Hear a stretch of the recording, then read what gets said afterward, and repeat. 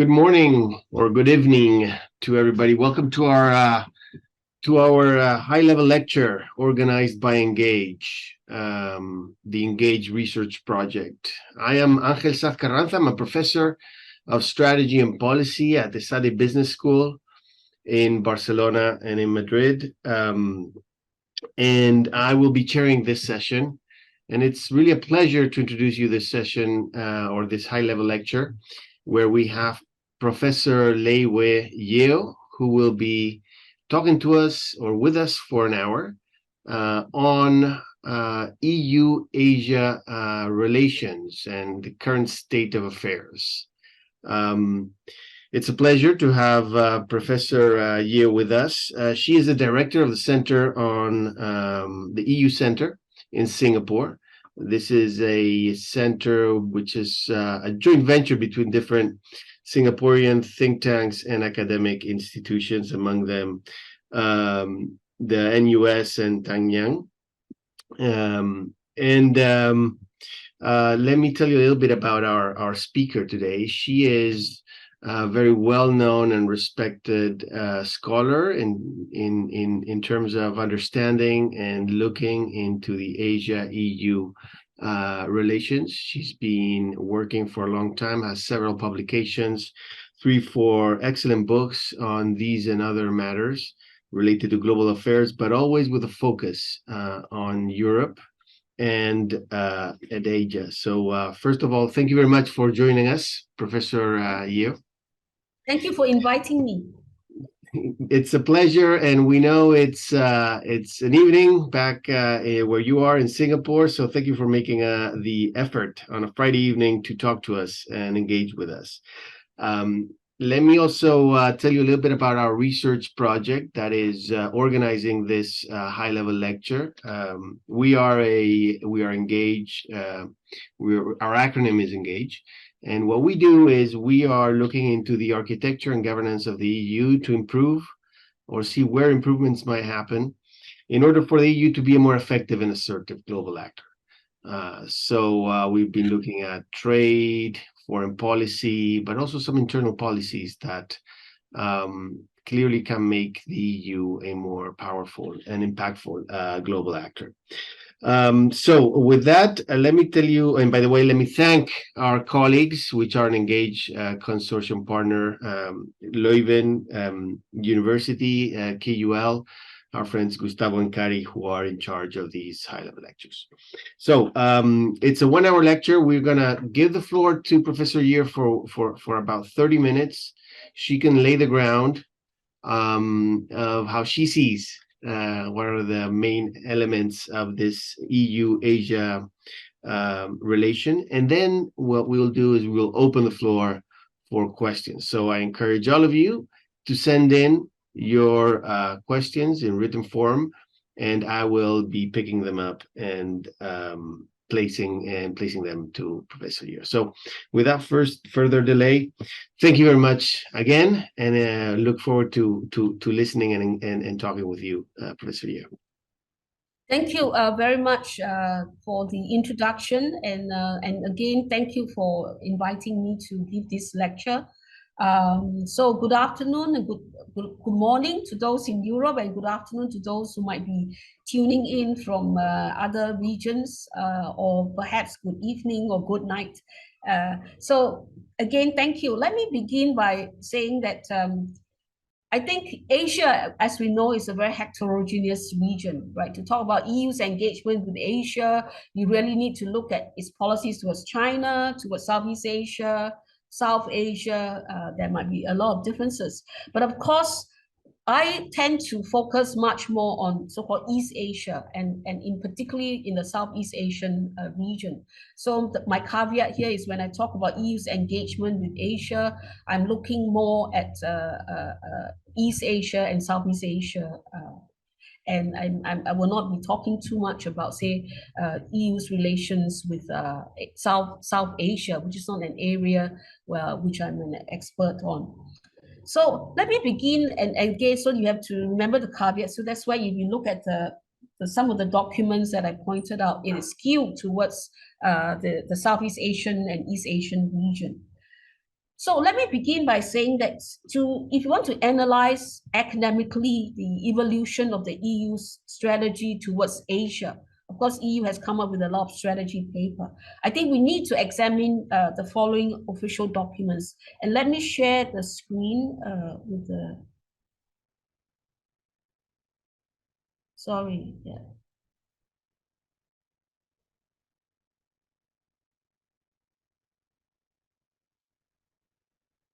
So I hope you can see We do. It's okay. not in presentation mode, so Okay, I don't know how. Okay, let me how to I do. if you, yeah, there, perfect. Is that Yep, right? wonderful. Thank you. Well, thank you. Yes. So as I was saying that you need to study some of these documents that official document that have been published by the council or the commission in terms of their strategy towards Asia. So the very first one that come out of the EU is towards a new Asia strategy which is published or presented to the council and the parliament in 1994. And then you have the strategic framework for enhanced partnership, which was released in September 2001. And of course, unfortunately, was released on the 10th of September. Just and then of course September 11th happened in New York or in US, and of course not many people actually take in some way are aware of this framework for enhanced partnership. Then, of course, there is the global strategy that was Mogherini's so-called, strategy to engage the world or foreign policy approach towards the outside world. And there was, of course, a chapter or a section on a connected Asia in the EU's global strategy that was published in 2016. And this connected Asia, I think, speak quite a lot about economic statecraft, right? Economic diplomacy, showing in some way to me, which I will talk about later, about the driving force of EU's engagement with Asia is primarily economic initially, but of course they have now sort of expanded. But I will talk about that in a while. And then there's, of course, the latest strategy for cooperation in the Indo-Pacific, which in some way is pushed by I think this transition from engaging Asia or Asia Pacific. This was a term used in the initial years when we talk about Asia, and if we talk about the broader region, we say Asia Pacific. But the narrative changed to Indo-Pacific. Of course, we know because of the US-China rivalry and the way that the Americans and also and its allies like Japan is trying to use this to get India on their side in order to counter so-called China's growing influence. So the EU, which has reluctantly shifted the narrative away from Asia-Pacific to Indo-Pacific in 2021, partly also in response to the fact that some of the EU member states also have its own Indo-Pacific strategy, and I think the EU then felt compelled in some way to also respond to that and have its own overarching so-called approach towards the Indo-Pacific. Then this is a broader sort of approach towards Asia, but as I said, if you examine closely, there's also a number of other strategy or policy paper that has been released by the EU. And the one that has received the most attention, of course, is China.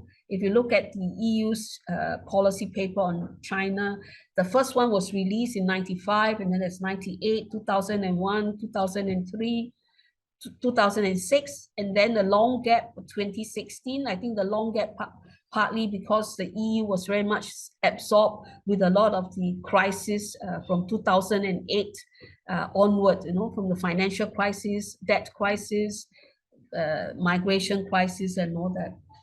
And then, of course, there's also quite a number of papers, or not as many as towards China, but with Southeast Asia. and in particularly the Association of Southeast Asian Nations. So in 1996, there was a paper released or policy paper calling for a new dynamic in EU-ASEAN relations. And then 2003, a new partnership with Southeast Asia. And 2015, the EU and ASEAN partnership with a strategic purpose. So as we said, Asia is really a very heterogeneous region, right? So when we look at Asia, we really need to break it down into sub-regions. So I gave you a list of all these documents that you should really study if you want to look at, what is the thinking behind so-called EU's engagement with Asia. But in reality, I think if you want to truly appraise and evaluate the EU's actual engagement with Asia, I think that we need to examine EU's relations with a few and look at a few so-called milestones, right? So some of the few milestones I have include, for instance, So for instance, 1996, the launch of the Asia-Europe meeting. I think this is the very first, and this in some way was a response to the fact that there was an Asia-Pacific Economic Cooperation Forum, APEC, where the US was so-called strengthening its economic engagement with the Asia-Pacific region. And even at that point of time in the 1990s, there was this huge discussion about creating an APEC free trade area. So I think in response to that, the EU also latched on to this idea that we should have a sort of a high-level summit between Asian and European leaders. Then another milestone or another thing to note is, of course, in 2003, 2004, I think the EU come up with this idea of creating strategic partnerships with key partners. And of the 4 Asian partners that the EU established strategic partnerships with, of course, China, Japan, South Korea, and India, all the big economies in Asia. Interestingly, also in 2003, there was a call for a more pragmatic approach towards inter-regional, the bloc-to-bloc relations with ASEAN. And this was, of course, as a result, or came out after this paper on new partnership with Southeast Asia was released. And one of the reasons was because ASEAN at that point announced the aspiration to achieve an ASEAN community by 2015. And for the past, before 2003, in the 1990s, there was a lot of issues between EU and ASEAN, particularly with regards to Myanmar, because in 1997, ASEAN expanded and include countries like Myanmar, which has, of course, a very bad human rights record, and relationship was then not moving anywhere. But then because of this whole idea that, ASEAN now is moving towards also achieving an ASEAN community, and that the EU should then engage Southeast Asia in a more pragmatic way to export its model of economic integration to Southeast Asia. So that was to me, another milestone in EU's engagement with Asia. Then in 2006, the EU Trade Commission DG of Trade, I think, published a paper calling for the EU to adopt a more global Europe trade agenda, because the WTO negotiations were stalled. So the EU felt that it should not just rely on the multilateral negotiations on the trade front, and should be much more aggressive in trying to conclude various trade agreements with third parties. And this global trade global Europe trade paper actually pointed out that the EU should really choose and have priorities on FTAs with Asian partners, looking at their market size and potential, and of course those markets that are sort of quite close to the EU. So the EU needs to use its negotiation power to negotiate an FTA in order to open up those markets. And the three countries that were the priority in this global Europe trade paper were Korea, India, and ASEAN.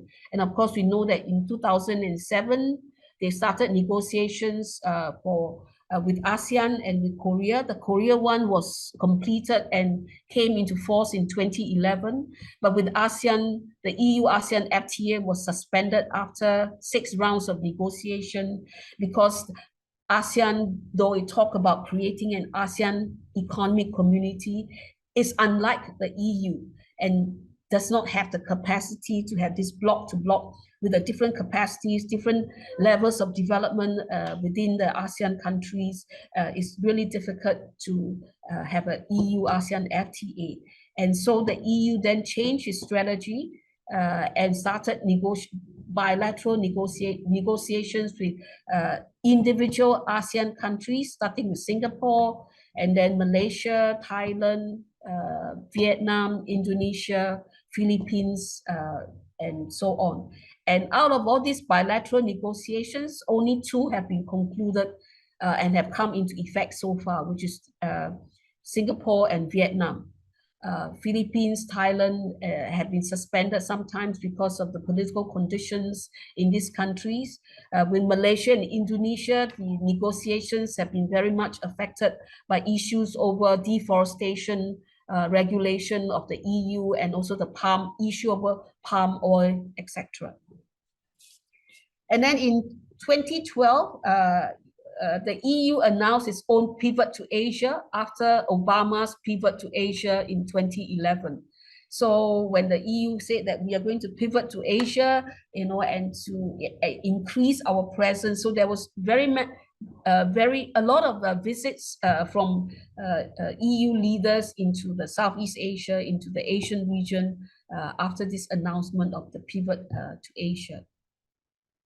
Then we can look at another milestone in 2018. I think due to the fact that during the Trump administration, Trump's so-called America First approach actually sort of provided the impetus for EU to accelerate its negotiation and conclusion of a comprehensive economic partnership and a strategic partnership agreement with Japan. I think initially, they have started negotiations much earlier, but I think the very fact that the concern that as US turned protectionist, there is need for the other major so-called economic powers to step up and show that multilateral, we are still open to trade because it is important for development, and that provides a certain impetus for the 2 major economic powers, Japan and the EU, to really so-called accelerate their negotiations towards concluding the FTA. And then in 2020, we have the EU and ASEAN upgrading its long-standing so-called dialogue partnership to one that is so-called a strategic partnership. So these are some of the key milestones in EU's engagement. So since I have only 15 minutes left in my presentation, I will not have enough time to go through all these documents and key partnerships, and we'll just sort of focus on 4 key observations I have made on the evolution of EU's engagement with Asia. The first observation is that in the EU's early engagement with Asia, as it was presented in its first Towards New Asia strategy in 1994, I see this as more of the EU search for its own foreign policy identity, rather than a clear sort of strategic thinking and understanding of Asia, right?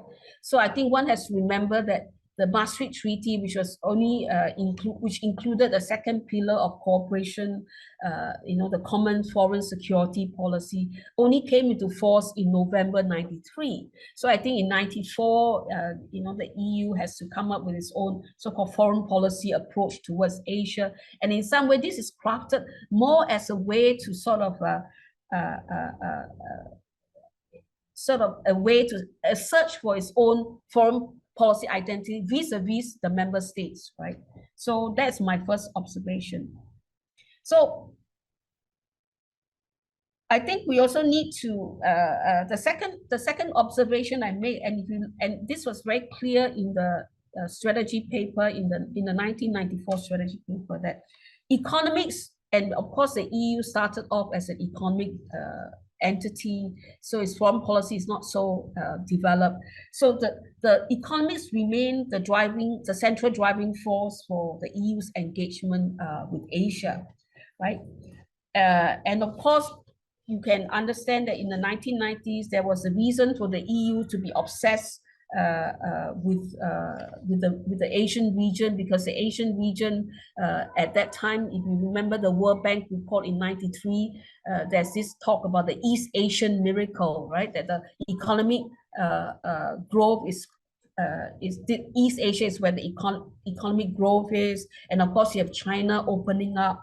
So the EU, in the strategy paper in 1994, the EU make it very clear that the EU, and these are the actual words in the strategy in the document, saying that the rise of Asia is dramatically changing the world balance of economic power. By the year 2000, the World Bank estimates that half the growth in the global economy will come from East and Southeast Asia, right? So the EU, therefore, need to accord Asia a higher priority than is at present the case.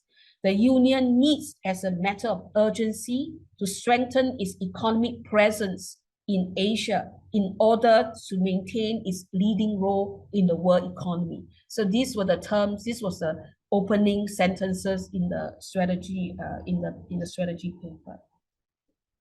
So because economics remain the central driving force for the EU's engagement with Asia, you could also see that following the publication of this strategy paper, the EU was completely obsessed with China. I use the term slightly, but if you remember the 1990s and the first decade of the 21st century, when we in Southeast Asia felt neglected, because we say that when the EU talked about Asia, it actually meant only Asia, China. And this was also reviewed the very fact that, as I showed you just now, there are so many policy papers that were issued on how to engage China, blah, blah, blah. So there was this sense that, for a certain period of time, when the EU talked about Asia, it was really mainly focused on China. So that was the second observation. The third observation is that the EU strategy towards Asia shifted from economics to security, I think, only in the second decade of the 21st century, right? So we have, as I said, economics was a driving force. It was only towards I would say, from 2012, when the EU talked about pivot to Asia, that it's still economic focus, but at least there was this much more urgency to say that we need to engage Asia much more comprehensively, including in the political security dialogue, and that, of course, is a result of a few things, like China's growing influence and growing assertiveness in the region, in the Southeast Asian, in the Asia Pacific, and of course, because of to me, it was also a response to what the US is doing, right? So to me, the so-called shift to a much more comprehensive and much more comprehensive engagement of Asia followed the US government's pivot to Asia in 2011.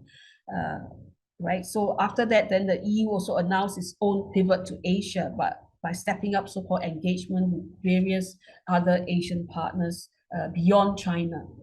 So EU strategy towards China also during that time shifted from one that see China as primarily an economic opportunity to a formidable economic competitor and an assertive foreign policy actor. So the shift in narrative is one that start to recognize the increasing interdependence and one that is not simply, if you look at the earlier strategy paper, there's always this idea that it's the EU that is trying to increase its presence in Asia and EU is doing something to Asia. But as time goes, I think there is a recognition that is now one of interdependence because China is also increasing its footprints in Europe and investing more into Europe. And it's not just EU trying to invest in China, but the other way is happening. China is also increasing its presence in Europe. So there's this sense of the much more interdependence rather than EU increasing its presence in Asia. The fourth observation is that the shift from the EU's engagement with the Asia-Pacific region to the narrative of the Indo-Pacific. And this is, as I said, driven by the US rivalry with China.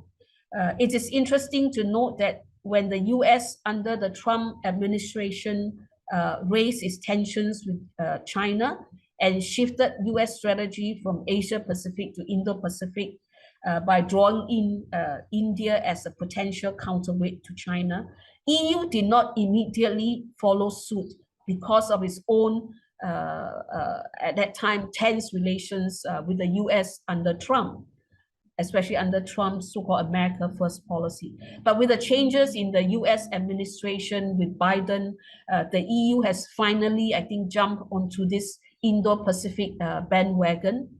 And of course, also because some of the member states have gone ahead to issue their own Indo-Pacific strategies. France in 2018, Germany or France in 2018 or 2019, and then Germany, and then the Netherlands.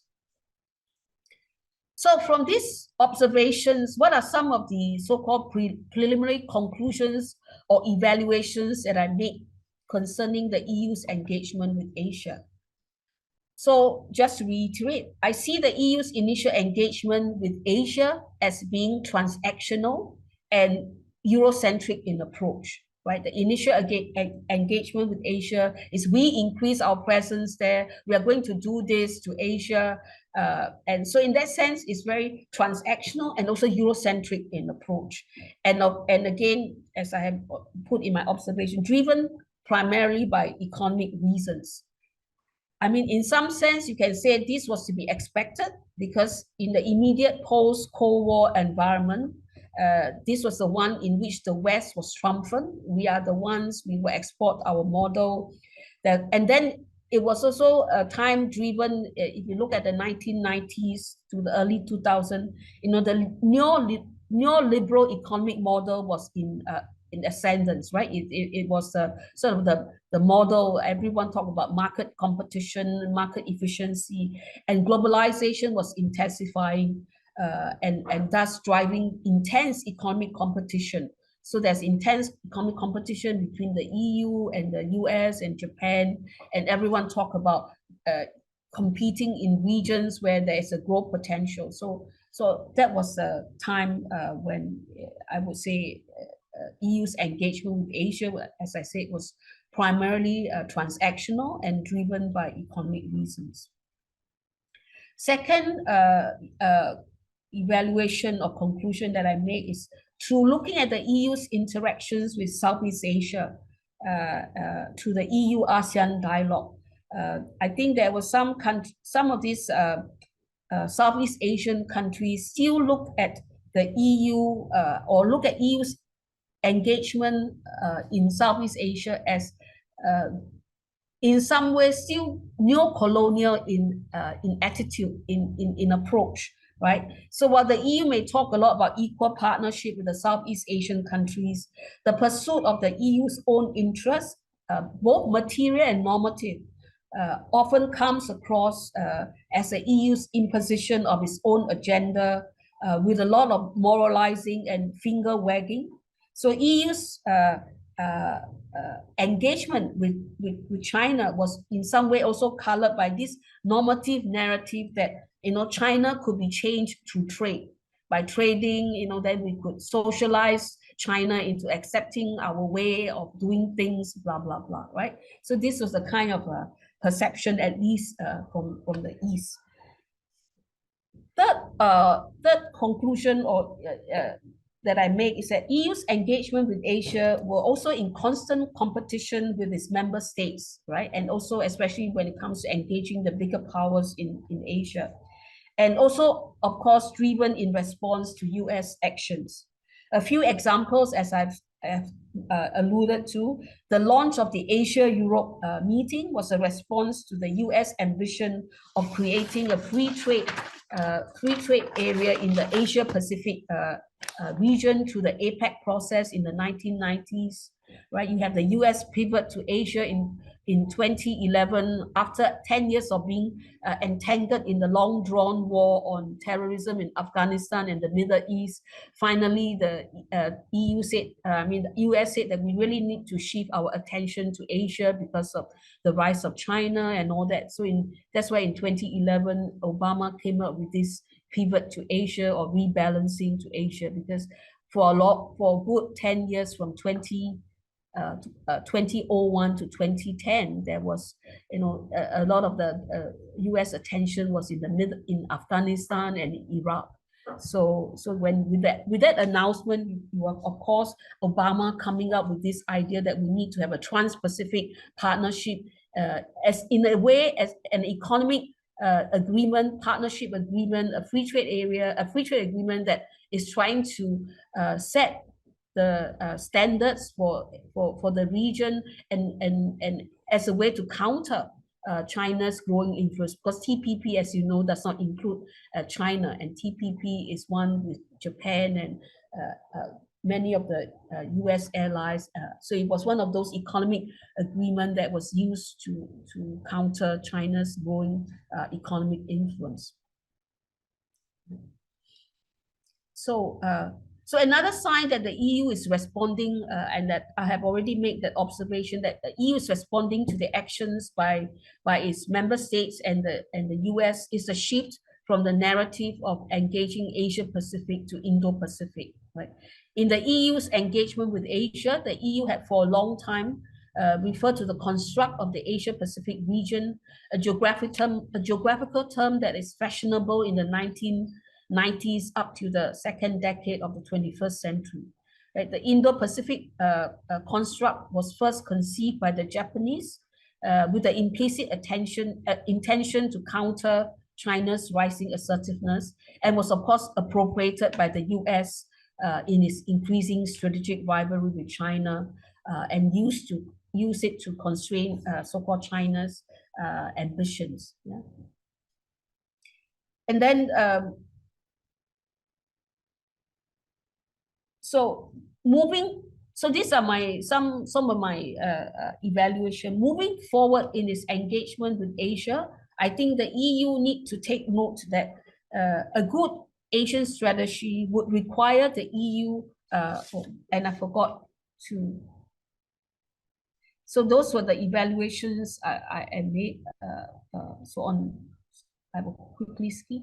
So what are challenges ahead for the EU in terms of its engagement with Asia moving forward? I think what EU needs to know is that if it wants to have a good Asian strategy and a fruitful engagement with Asia, it needs to have an understanding first of its own interests and priorities, and also its own capabilities and constraints, right? And this is one side, but at the same time, it really needs to also have a certain degree of understanding and empathy of the complexities and diversities in Asia. I think most important of all, the EU must get rid of false narratives and binary thinking.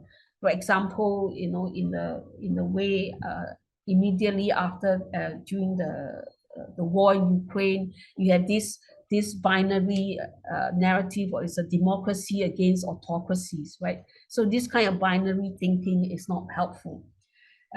So the EU really need to have a more nuanced view of the world.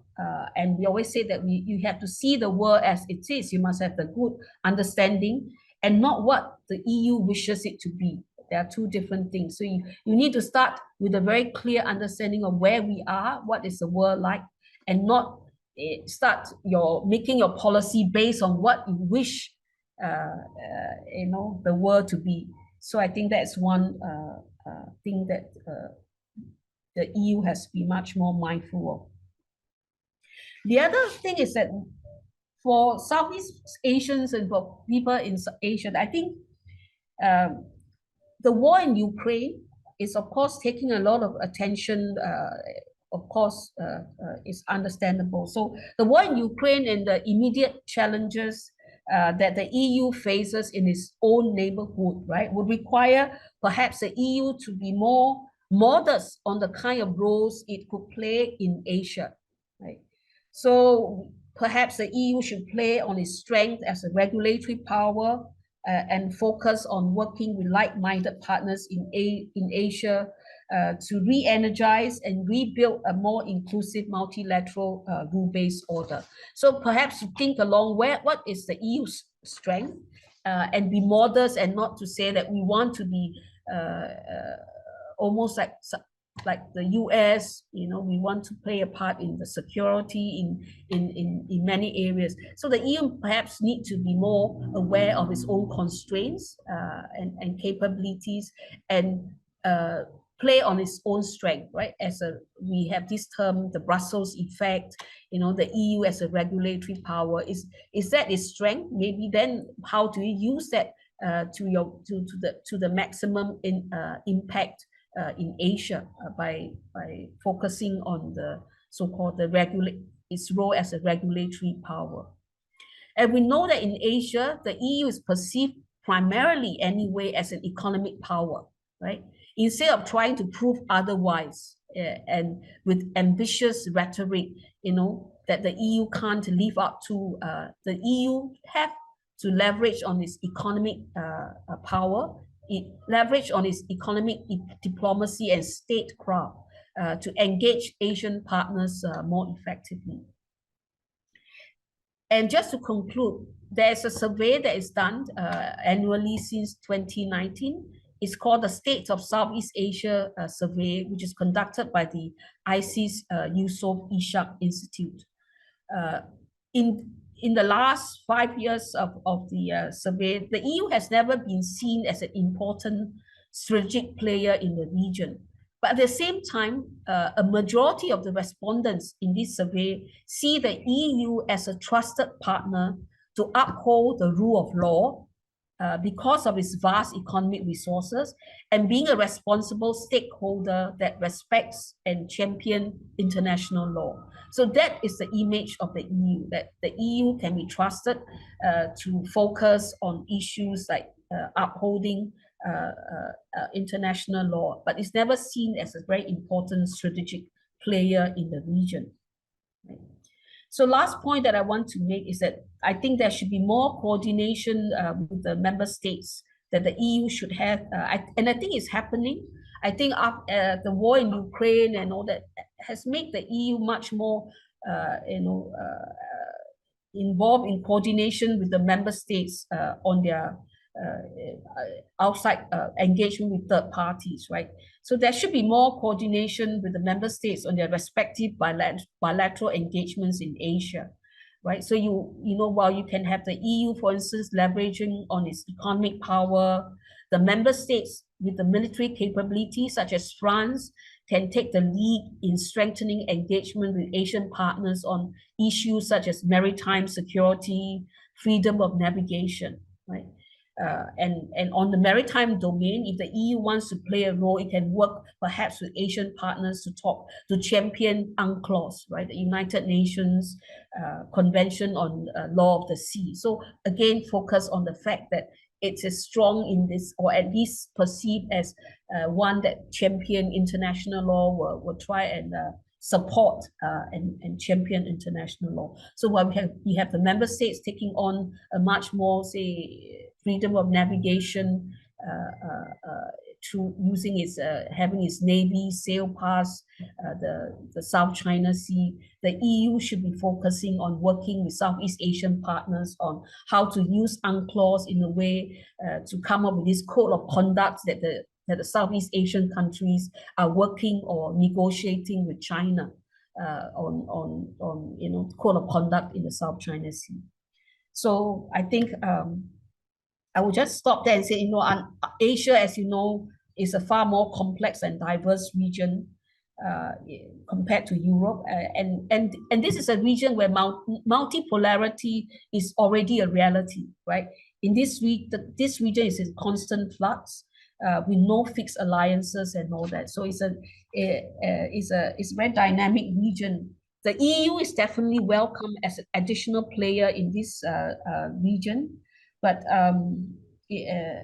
as in this multiplex of bilateral partnerships, sub-regional, regional cooperative networks, and unilaterals, right? So what role and what impact the EU wants will ultimately go back to the fundamental issue of the EU's own assessment of its collective strategic interests, its own capabilities, and that of its member states, and how they can then deploy with agility and sensitivity in these regions to cement the EU's long-term interests in the region. So I'll stop there.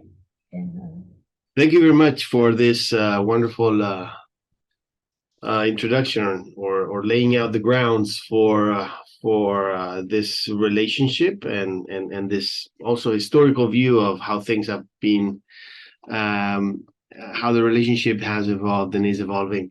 So we have quite a few questions already, which is great. So let me start off with Hannah Ojanen's question. Hannah is a professor at Tampere University, a good friend of ours, member of the Engage project consortium. And she asks, one issue you haven't touched upon, which is probably very relevant, Brexit. So given the UK's, let's say, position in that region, which has been historical and deep relationships there, how did Brexit affect Asia's or East Asia's view of Europe and the relationship overall? So when Brexit happened, I think there was a lot of discussion, at least in Southeast Asia. If I look at it, so there's always this comparison about the ASEAN regional integration model versus the EU, right? So because of that, I think there is that sense that when we look at regional economic integration, we need to be much more careful about not moving too far ahead of. So I think that was a sense that there is a sense that look at Brexit, right? We should not take the step too far sometimes, and it's better to take it more cautiously in our integration project. That's one thing. Second thing is, I think a lot of Southeast Asian countries have very traditionally long-standing ties with Britain. If you look at, because former imperial power, so Malaysia, Singapore, Thailand has close ties. So because of the very fact that we have close ties with Britain, there was also this sense that now there is a certain degree of competition between Britain, because Britain has to live up to its global Britain role after Brexit, or at least pursue that global Britain project that it wants, to actively seek FTAs and be a very dynamic economic player. So in that sense, that was welcome, that it offers a certain competition, right? So you look at immediately after Brexit, UK was going to ASEAN to say that we would like to try and conclude as quickly as possible a UK ASEAN FTA. So I think these are the two immediate sort of, one is to be cautious when it comes to deepening integration. And then the second is that it offers a good competition to some extent to the EU, because we always say that the EU sometimes moves a bit too slowly. So hopefully that will provide some sort of impetus for the EU also to up its game in the region. Okay, thanks. Patricia Garcia Duran, who, if I'm not mistaken, is professor at the University of Barcelona in international economics, asks, what about India? So I know we are focusing on East Asia, but Southeast Asia to a certain extent, but India is coming into the conversation, in particular as an alternative to China, perhaps a new exciting growth area in the world for the coming years. How far does that relationship go? What is the thinking of in East Asia about, in particular Southeast Asia, about India? I think it's good that that there is much more active. As I said, I'm not an expert on EU and India or South Asia. I look more at East Asia and South. But I think what in Southeast Asia we would like to sort of remind the EU when it comes to also engagement with India. There's now, of course, this rush, if I may say, not just from the West, right, from the US and all that, trying to engage India and to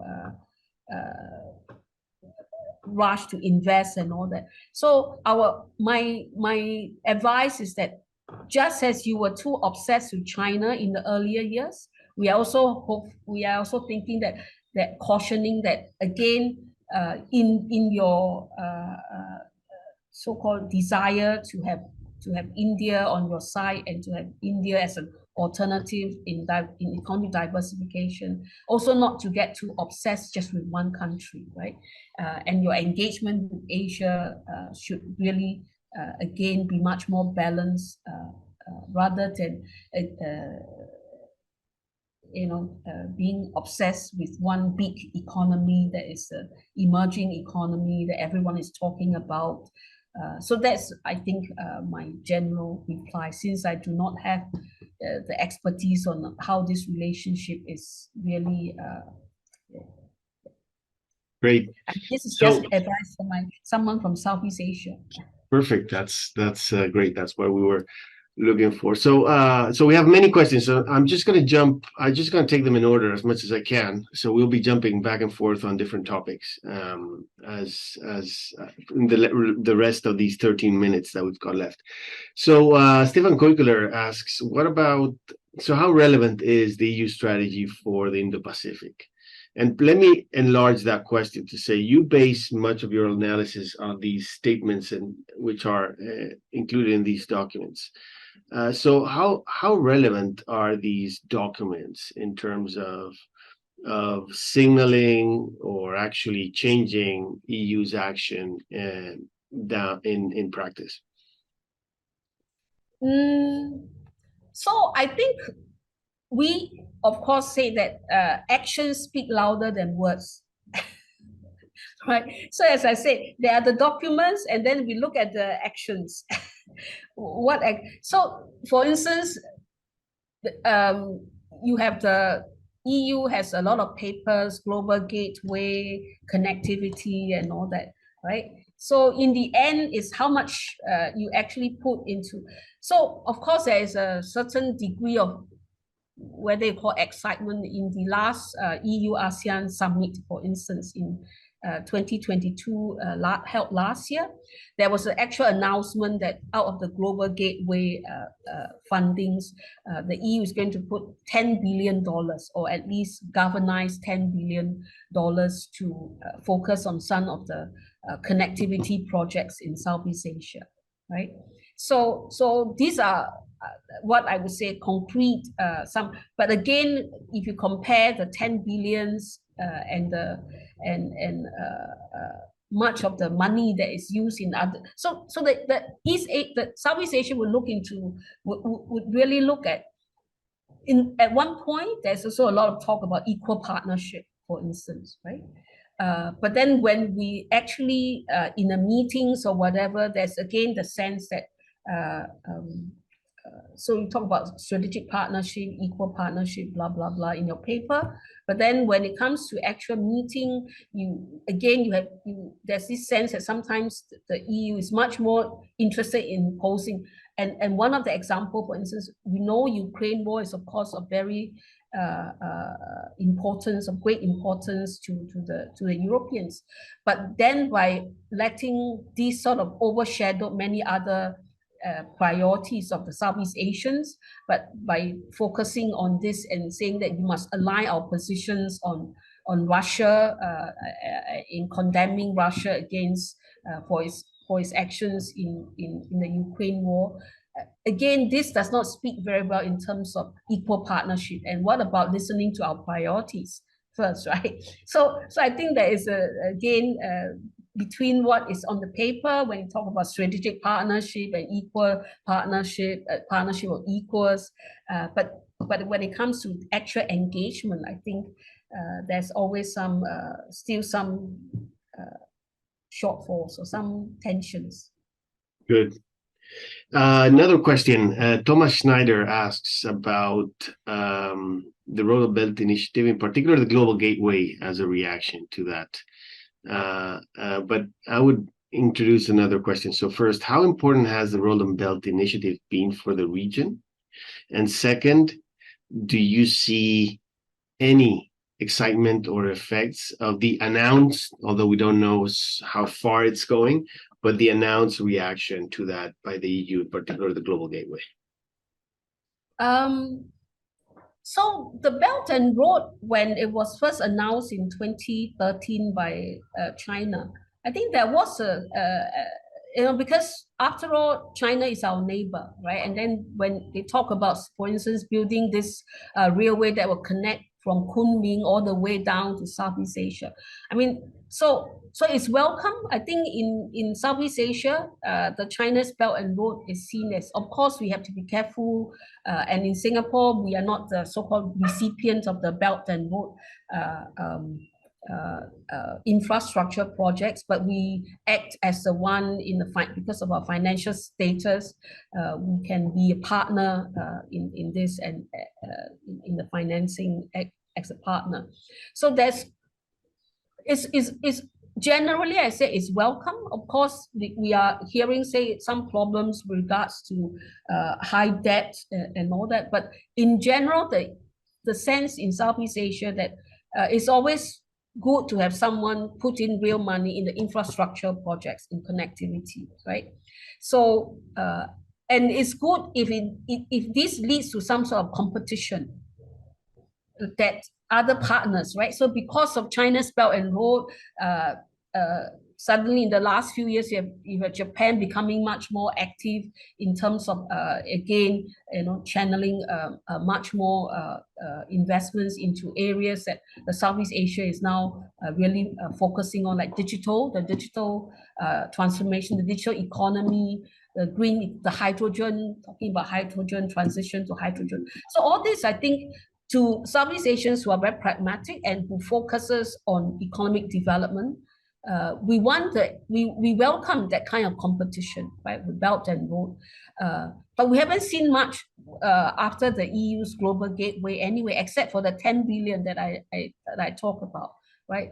So we are still looking, but we are seeing that other Asian partners, like I said, Japan has really upped its game since the Belt and Road initiative that is being announced or being channeled into Southeast Asia. And we think that is at least to the region, that's a welcome, that's good for the region. Thanks. Yeah. We are also still waiting to see what the Global Gateway is in practice. And Anton Staffans asks about the defense and military and security cooperation with East Asia and the EU. How do you think, you touched a little bit on that at the very end of your talk, how things could evolve? I might add, so you say the East Asia sees Europe as an economic power. Primarily, yes. Yeah. And so we do see, however, both bilateral, and you mentioned this, and as an EU is trying to enter East Asia also as a security player at some level. Isn't that contradictory to the actual first message that you shared with us, which is it's an economic power, let's play economics, and let's not try to enter the military and security sphere? Or should member states enter that sphere and not the EU? Yeah. So as I mentioned, I think if you look at if the EU tries to sort of coordinate its so-called engagements with Asia much more uh, better with its member states, then can be a better division of power, right? We do not see EU send, there's no EU army anyway, right? There's no European army. So anyway, when we see these frigates coming, we see them as German or French, So the EU should really focus its efforts, as I said, on things that is its core strength in the areas of negotiating for digital trade agreement, new partnership agreement on new areas of the economy, on climate change, those issues, which I think would be more helpful than to be in competition with member states to try to say that we can be a security player and we want to have, talk about freedom of navigation. So I think to me that is pointless. Yeah, I think it's more, and as I said, there's a lot that should be done, and there's of course with these major powers all not rushing, but undermining the rule-based order.